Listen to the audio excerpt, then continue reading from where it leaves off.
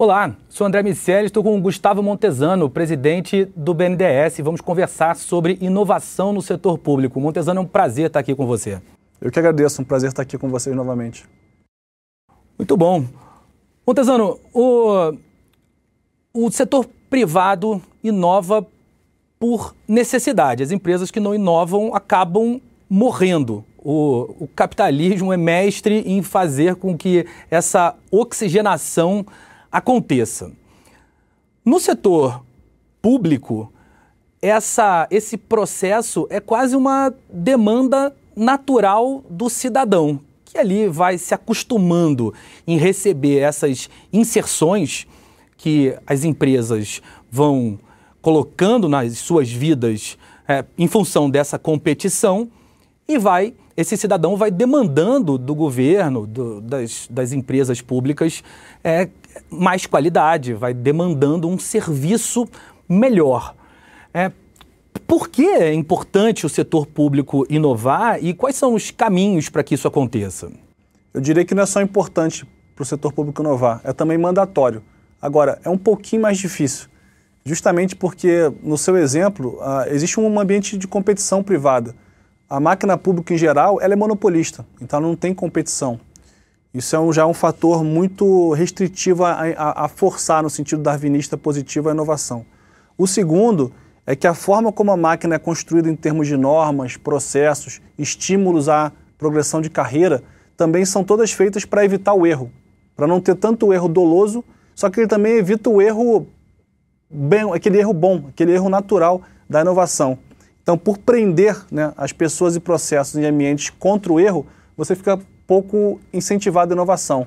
Então, seja pelo monopólio natural que você tem e seja pela estrutura de processos e pessoas, em todos os casos a força é contra a inovação. Agora, do outro lado, como você disse, na última milha, os cidadãos estão ávidos por serviços de qualidade, estão ávidos por serem bem atendidos. Então, a pressão política e institucional hoje para que a gente preste melhores serviços, ela é bem efetiva e eficaz, eu diria. Quando a gente olha o processo de inovação no setor privado, se a gente pegar a teoria da inovação, pegar o Manual de Oslo, por exemplo, a gente consegue fragmentar, dividir a inovação em quatro grandes camadas, em quatro grandes pedaços. A inovação em processos, a inovação na gestão, a inovação em produtos e serviços e em marketing e vendas. Dá para olhar a inovação no setor público sobre essas perspectivas? Dá para criar uma analogia desse modelo que Oslo propõe para a inovação no setor privado? Dá para olhar a inovação no setor público sobre alguma dessas perspectivas? Eu acredito que sim, André. A sua provocação é muito boa. Eu confesso que nunca vi com clareza didática acadêmica essa distribuição dentro do setor público. Mas só de você fazer essa provocação, já estou pensando aqui, e quanto mais a gente promover esse debate, a necessidade de prefeituras, estados, ministérios, instituições estatais tenham esse tipo de debate construtivo em termos de como inovar de forma segura, controlada, e trazendo melhores serviços para o Brasil, eu acho muito, muito importante. Então, ficou aqui a provocação. Não conheço a parte acadêmica de bate-pronto em relação à inovação no setor público, mas eu acredito que dê para a gente chegar sim, construindo junto aqui alguma coisa, acho que a gente consegue ter parâmetros de linhas de inovação. Montesano, agora quando a gente pensa em inovação, de que maneira você encaixa esse tema aqui no banco? Eu vou contar essa história em duas partes. Então, primeiro foi uma inovação de tirar o foco do banco para o dinheiro, para o recurso financeiro, e botar o foco do banco no impacto. Então, em 2019, a gente fez um primeiro planejamento estratégico que não tinha nenhuma meta financeira na primeira camada. Então, como assim você tem um banco que não pensa em dinheiro, não planeja dinheiro? Pois é, isso mesmo. Vamos pensar aqui em quilômetros de estrada, número de conexões de saneamento, quantidade de acesso às bandas largas, escolas com tecnologia adequada. Então, são métricas que forçam todos nós a pensar na última milha e pensar no impacto final, saindo do desembolso como um fim e sendo o desembolso um meio para chegar lá. Isso a gente fez em 2019. Em 2021, planejamento para 2022, a gente deu mais um passo nessa inovação na forma de pensar. e a gente basicamente acabou com todos os planejamentos por área. Então a gente não fez nenhum planejamento em relação a uma área específica. Todos os planejamentos, sejam do front office ou do back office, por missão. Então planejamento para energia, planejamento para rodovia, planejamento para educação, planejamento para saúde. E aí forçamos, no bom sentido, todos nós a trabalharmos de forma cruzada e ver o que todo mundo no banco em relação à saúde está fazendo. O que todo mundo no banco em relação à rodovia está fazendo. E aí você força um ambiente colaborativo, onde as pessoas trocam e criam conjuntamente soluções de garantia, financiamento, repasse, projetos, para que possam atingir com mais eficiência a última milha. Então, primeiro, tirar o dinheiro da jogada e, segundo, tirar os departamentos, tirar as caixinhas da jogada. Foi fácil? Não foi fácil, não. Mas até agora a gente está bem satisfeito com o resultado. Essa é uma mudança de pensamento e de mindset que é importante para viabilizar os desdobramentos da inovação. Exato, e a gente mostrar para as pessoas aqui dentro do banco que não é departamento A, comissão A, departamento B, comissão B. A missão é uma só. E a próxima etapa que a gente quer do BNDES é ver o banco como um hub de inovação para o setor público brasileiro, em que a academia, as empresas privadas, os ministérios, os estados, todo mundo, as empresas, possam, entre aspas, usar o hub do BNDES para experimentar e inovar. O banco ele tem capital financeiro para isso, tem conhecimento técnico para isso, tem reputação e tem essa credibilidade de entender o que essas múltiplas partes estão fazendo. Então, quando você fala de desenvolvimento daqui para frente, você tem que pensar em inovação. Então, vê o BNDES não só como um provedor de recursos financeiros, mas um provedor de soluções intelectualmente inovadoras e que algumas vão dar certo, outras vão dar errado. Então, o nosso sonho é que o banco cada vez mais seja esse hub de multidesenvolvimento brasileiro. Mas estamos no caminho. E um ponto que sempre chama a atenção, a gente como MIT Technology Review, e a relação que o MIT tem enquanto provedor de pesquisas e informações com o governo americano, é olhar para essas pesquisas e o governo com a academia. Quanto você, Montesano, vê aqui no Brasil a academia fornecendo informações, o quanto dá para a academia ajudar mais o governo brasileiro nesse processo de inovação? Eu acredito que dê para ajudar bastante, André, porque quando a gente pensa em inovação dentro de máquina estatal, a gente se refere basicamente hoje à digitalização de processos. Mas como você colocou na sua teoria de Oslo, né, de fragmentação das cadeias de valor, eu acho que a gente pode aprofundar mais cada uma dessas cadeias de valor, pensando na ótica de prestação de serviço ao cidadão e também da parte interna da máquina pública. É uma mudança cultural. É uma mudança cultural de que o governo, o Estado, ele não vai inovar se puder. Assim como o privado, ele também tem que inovar. Tem que inovar e tem que inovar rápido. O cidadão exige isso. Tem um ponto que tem se mostrado muito importante no processo de inovação do setor privado, que é a falta de mão de obra. Tem uma barreira importante associada à falta de mão de obra, as questões culturais e limites que são quase que autoimpostos.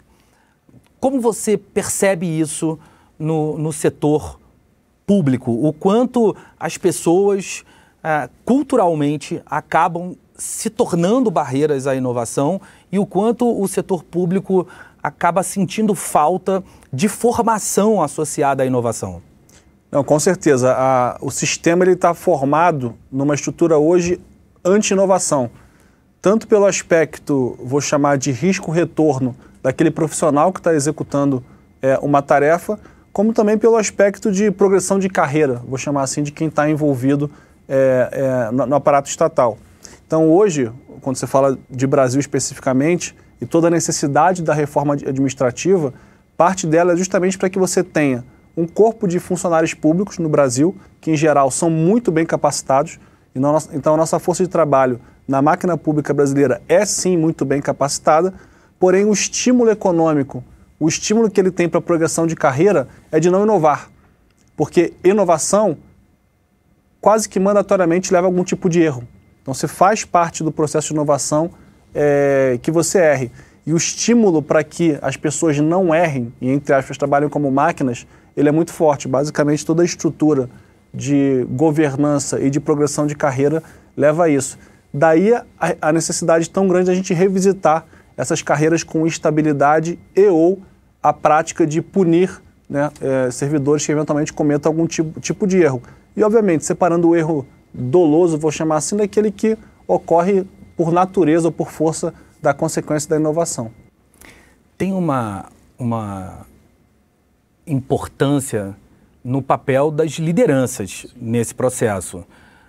E tem que se olhar não só o servidor que vai executar as tarefas associadas à inovação, mas também os líderes que vão criar as condições necessárias para que essa inovação aconteça.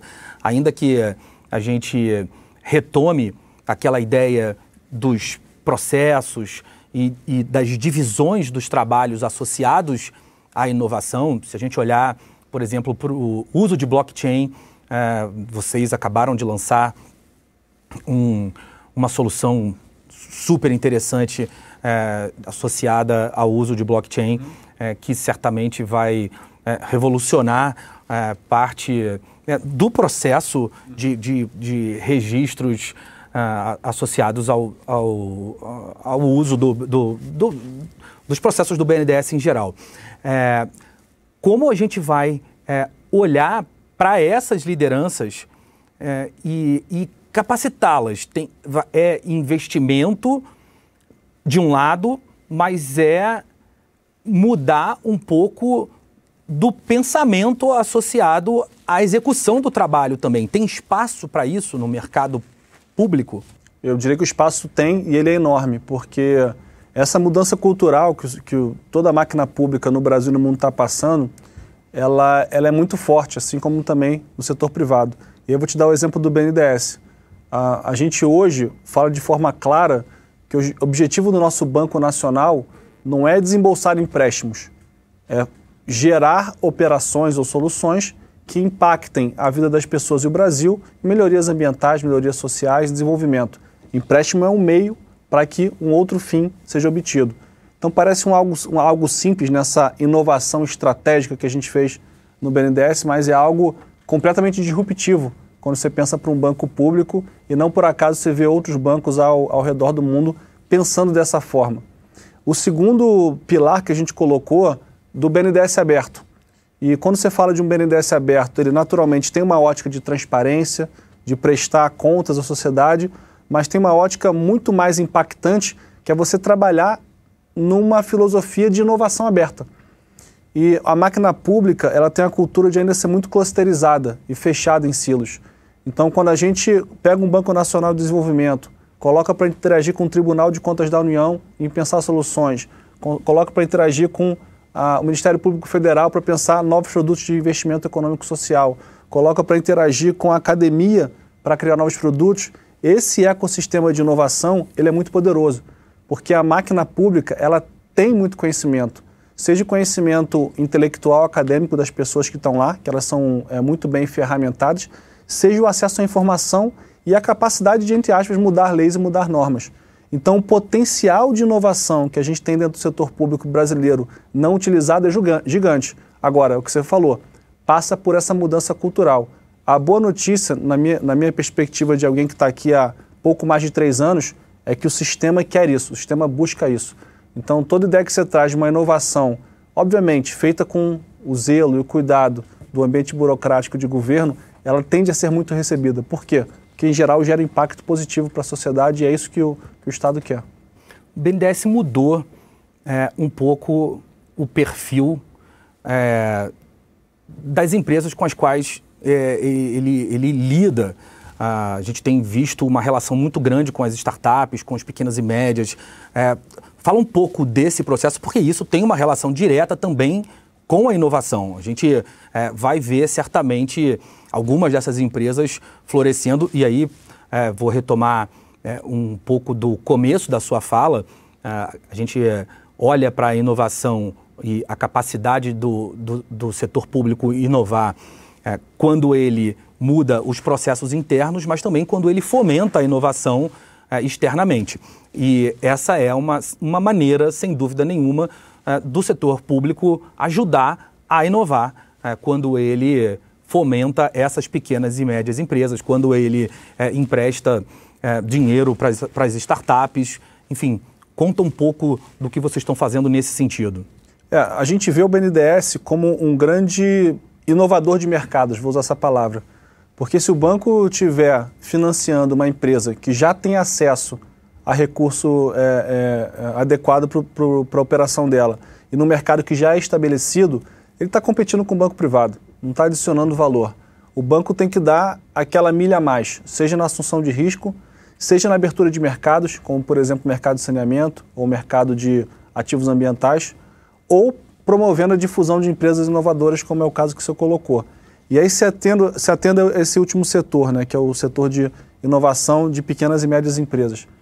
O BNDES desinvestiu cerca de 70 bilhões de reais em ações de Petrobras, JBS, Vale, que são ótimas empresas, bem geridas.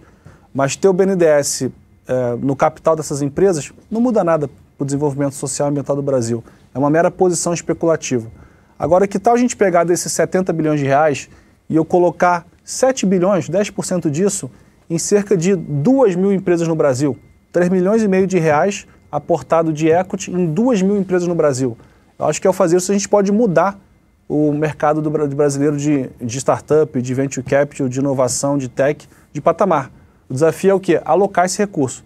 Então o banco tem recurso para fazer essa alocação, tem vontade, assim, é uma diretriz estratégica para que a gente possa fazer essa alocação. Agora, você aportar recurso, no nosso caso aqui, no nosso exemplo, em 2 mil empresas, 3 milhões e meio de reais para cada uma, dá muito, muito mais trabalho do que você ter 70 bilhões de reais em bolsa de valores com 3 empresas. Então a quantidade de mão de obra, de tempo, de energia que você vai gastar para fazer essa alocação é muito maior e vai demorar mais tempo do que você carregar os 70 bi. Então o banco, eventualmente, ele pode ter um tamanho financeiro do seu balanço menor, mas com impacto para a sociedade muito, muito maior. Já chegamos lá? Ainda não chegamos, mas o nosso desafio é que a gente possa cada vez mais capilarizar esse recurso para a inovação em pequenas e médias empresas no Brasil. Agora, Montezano, para a gente fechar, a gente está trazendo para o Brasil aqui o selo, o MIT Technology Review, o Innovative Workplace. A gente vai avaliar, premiar as empresas brasileiras. A Technology Review vai ajudar nesse processo de guiar a inovação. E aí eu quero ouvir a tua opinião sobre isso. Quanto você acha que é interessante para a gente, para o Brasil, a gente trazer uma iniciativa como essa, o quanto esse tipo de ação é válida para o Brasil? Eu acho excepcional, André. Eu acho que quando você fala hoje de estratégia empresarial, o pilar de inovação e de sustentabilidade, ou impacto, propósito, como você quer chamar isso, eles são não negociáveis. Então as empresas que não conseguirem ser inovadoras na velocidade do mercado ou não tiverem um propósito claro, uma filosofia de sustentabilidade, elas terão muita dificuldade de se manter competitiva. E então trazer ferramentas, promover o debate, difundir essa visão quase que da necessidade darwiniana de ser inovador, eu acho muito bom. Então parabéns aí para a MIT pela iniciativa. Legal, e parabéns pelos resultados que vocês estão trazendo para o Brasil e para as empresas pequenas, médias e para as grandes empresas também, para todo o nosso ecossistema de inovação e que vocês consigam continuar inovando no setor público. Obrigado. E contamos com o apoio de vocês para isso. Muito bom. Portas abertas para vocês aqui. Legal. Conversei com o Gustavo Montezano, presidente do BNDES. Continua aqui na MIT Technology Review. Um abraço para todo mundo. Tchau, tchau.